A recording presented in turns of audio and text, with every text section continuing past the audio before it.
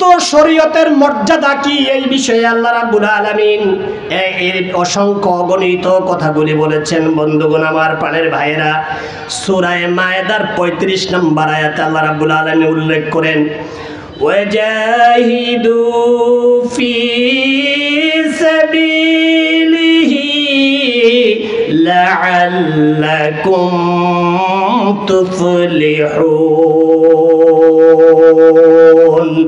আল্লাহর রাস্তায় জিহাদ করো, তাহলে অবশ্যই তোমরা সফল হবে। সুবহানাল্লাহ। কথাটা কে বলেছেন? জোরে বলেন, কে বলেছেন? সফলতা যিনি দিবেন তিনি বলেছেন তোমরা সফল হবে। এই কাজে তোমরা এগিয়ে যাও বন্ধুগণ। ও আমার প্রাণের ভাইয়েরা, সূরা তাওবা 41 নম্বর আয়াত, ওয়াজাহিদু বিআমওয়ালিকুম ওয়া আনফুসিকুম ফি সাবিলিল্লাহ যালিকুম খায়রুল লাকুম ইন কুনতুম তা'লামুন।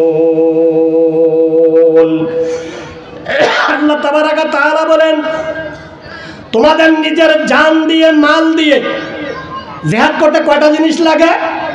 জোরে বলেন কয়টা? দুইটা। জোরে বলেন কয়টা? নিজের জান দিয়া আর মাল দিয়ে সংগ্রাম করবা, তাহলে এটাই তোমাদের জন্য উত্তম পথ যদি তোমরা বেঁচে থাকো। আমার সম্মানিত ভাইয়েরা, এটা আমার কথা না, সৌদি আরব সহ মিডল ইস্টের গোটা বিশ্বের শ্রেষ্ঠ দাঈ যিনি নাসিরউদ্দিন আলবানী, প্রখ্যাত দাঈ উসাইমিন, ওনারা বলেছেন সকল সময়ের জন্য, প্রত্যেকটা মুহূর্তের জন্য, প্রত্যেকটা সময়ের জন্য মুসলমানদের মধ্যে এমন একটি দল, এমন একটা গ্রুপ থাকবে যারা আল্লাহর রাস্তায় সংগ্রামের জন্য সদা সর্বদা প্রস্তুত থাকবে। আওয়াজ দিয়ে বলেন সুবহানাল্লাহ। এটা আমার কথা না ভাই, উসাইমিন এবং নাসিরউদ্দিন আলবানী হাদিস বিশেষজ্ঞ যারা প্রখ্যাত দাঈ উসাইমিন, ওনারা বলেছেন অবশ্যই থাকবে। দিন এবং ইসলাম, কোরআন, আল্লাহর দিন শ্রেষ্ঠতম মর্যাদায় অধিষ্ঠিত থাকতে হলে একটা পক্ষ থাকতেই হবে। ইবনে মাজাহ শরীফের 2 নম্বর হাদিস, আমার সম্মানিত ভাইয়েরা, আবু হুরায়রা রাদিয়াল্লাহু তাআলা আনহু থেকে বর্ণনা, নবী সাল্লাল্লাহু আলাইহি ওয়াসাল্লাম বলেন, লা তাযালু তায়ফাতুম মিন উম্মতি কাওয়ামাতুন আলা আমরিল্লাহ লা ইউখালিফু লা ইয়াদুরুহা মান খালাফাহা কামা ক্বালা রাসূলুল্লাহ সাল্লাল্লাহু আলাইহি ওয়াসাল্লাম। 2 নম্বর হাদিস ইবনে মাজাহ শরীফের, সেখানে বলা হয়েছে, ভাইয়েরা, তোমাদের মধ্যে সদা সর্বদা এমন একটা গ্রুপ, এমন একটা মানুষ, এমন একটা দল থাকবে যারা আল্লাহর রাস্তায় সদা সর্বদা সংগ্রাম করবে, তাদেরকে কেউ বিরোধিতা করে ক্ষতি করতে পারবে না, পারবে না, পারবে না। চিৎকার মেরে বলেন আল্লাহু আকবার। এই জন্য বন্ধুগণ আমার প্রাণের ভাইয়েরা আমার, আল্লাহর দ্বীনের মুজাহিদরা এরা হলো লোহার কেলাই। লোহার কেলাই বুঝতে পারছেন? কেলাই, মাস কেলাই বলেন, মুসুরির ডাল বলেন, যা বলেন, এগুলি পাক করলে খাইলে হজম হয়। কিন্তু লোহার কেলাই যদি কোনো লোক খায়, এটা হজম করতে, কথা বলেন, পারবে? লোহার কেলাইটা কখনো হজম করতে পারবে না। সুতরাং এটা হচ্ছে লোহার কেলাই। এই জন্য বন্ধুগণ আমার, এই পর্যন্ত দীর্ঘ সময় পর্যন্ত আল্লাহর দ্বীনের কর্মী বাহিনী যেইভাবে আল্লাহর জমিনে আল্লাহর দ্বীনকে বিজয়ী করার জন্য চেষ্টা করেছে, শত সহস্র মামলা হামলা, আয়নাগর শহীদ করার মাধ্যমে, ফাঁসির কাস্টে ঝুলাবার মাধ্যমে দ্বীনের দাওয়াতকে স্তব্ধ করে দেওয়ার জন্য যেইভাবে প্রচেষ্টা করা হয়েছে, যেইভাবে তারা ব্যক্ত হয়েছে, আগামী দিনেও আল্লাহর দ্বীনকে দমন করার জন্য যে বা যারা চেষ্টা করবে, তাদের চেষ্টা সফল হবে না। বাংলাদেশের তাওহীদি জনতা আল্লাহর জমিনে আল্লাহর দ্বীন কায়েম করার জন্য জান মাল দিয়ে লড়াই করার জন্য প্রস্তুত থাকবে। কারা কারা রাজি আছো? বীর মুসলমান হাত ধরে আল্লাহকে দেখাও। নারায়ে তাকবীর, লিল্লাহি তাকবীর। আর কোরআনের শত্রুরা, ইসলামের শত্রুরা, আলেম ওলামার শত্রুরা, লিল্লাহি তাকবীর। আমার সম্মানিত ভাইয়েরা, সম্মানিত বন্ধুগণ, আল্লাহ তাবারাকা তাআলা প্রশ্ন হতে পারে, এই প্রশ্নটা করেছিলেন মক্কা মদিনার কিছু কিছু মানুষ, কেন আমার আল্লাহ এই জিহাদকে ফরজ করে দিয়েছিলেন? এর জবাবও আমার আল্লাহ রাব্বুল আলামিন কোরআনুল কারীমে উল্লেখ করেছেন, তা'বিদুন নাস লিল্লাহি ওয়াহদাহু ওয়া ইখরাজুহুম মিনাল উবুদিয়্যাতি লিইবাদি ইলা রাব্বিল ইবাদ। এটার ব্যাখ্যা মুকাতিল রাহিমাহুল্লাহ তিনি বলেছেন, আল্লাহর এই জমিনে লড়াই কি জন্য থাকবে? মানুষের গোলামি থেকে মুক্ত করে এক আল্লাহর গোলামির দিকে মানুষকে নিয়ে যাওয়ার দাওয়াত দেওয়ার জন্য। গোলামি হবে কেবলমাত্র আল্লাহর, কোন মানুষের গোলামি যাতে না হয়, একমাত্র আল্লাহর গোলামির জন্য আপনার আল্লাহ তাবারাকা তাআলার নির্দেশিত জিহাদ ফি সাবিলিল্লাহর কাজ আগেও ছিল, বর্তমানেও আছে, কিয়ামত পর্যন্ত চলতেই। আল জিহাদু মাযিন ইলা ইয়াউমিল কিয়ামা, কিয়ামত পর্যন্ত এই কাজ ধারাবাহিকতা চলতে থাকবে। আমার সম্মানিত ভাইরা, আল্লাহ তাবারাকা তাআলা বলেন, ওয়া কাতিলুহুম হাত্তা লা তাকুনা ফিতনাতুন ওয়া ইয়াকুনাদ দীনু কুল্লুহু লিল্লাহ।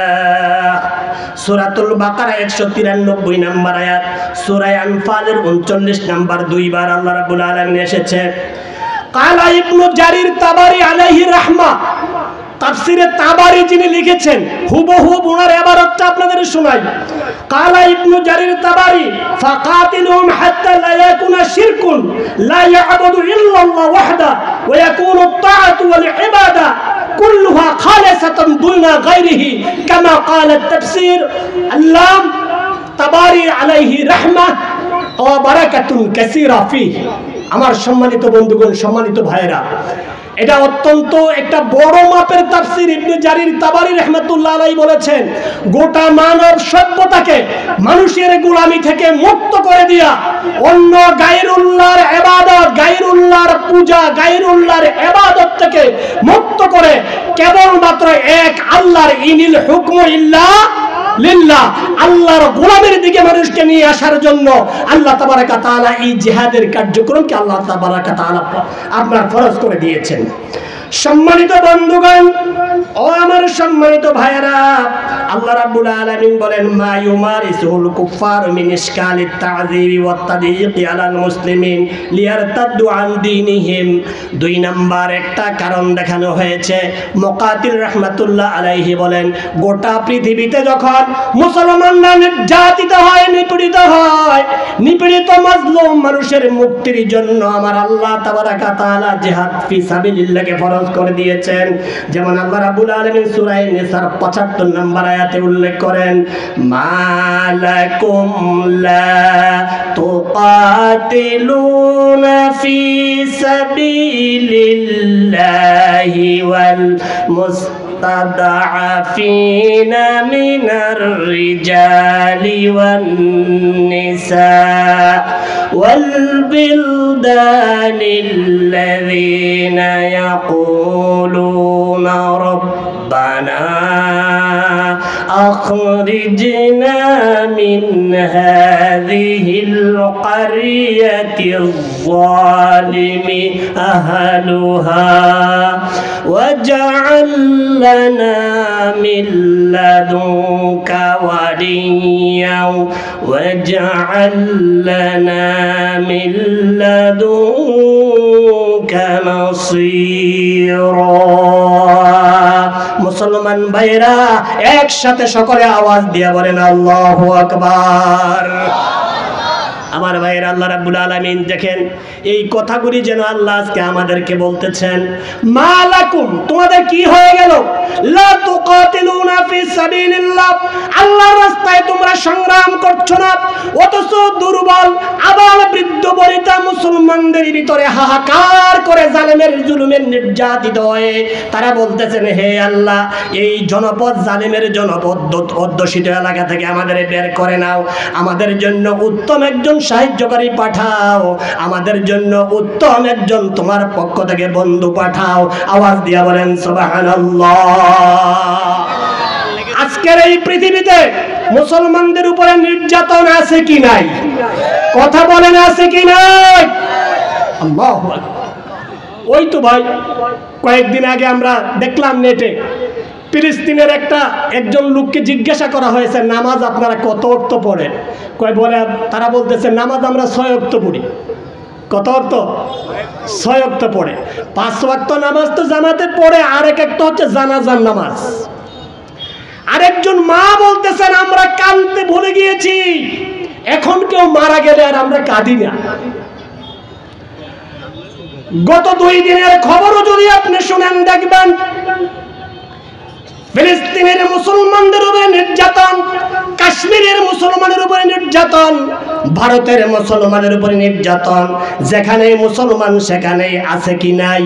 আমার মনে হয় ভাইরা আমার, বন্ধুগণ আমার, দিকে দিকে যত জায়গায় মুসলমানের উপরে নির্যাতন শোনা যায়, নির্যাতন হয়, নির্যাতন শোনার পরে চোখ দিয়ে শুধু পানি ফেললেই হক আদায় হবে না।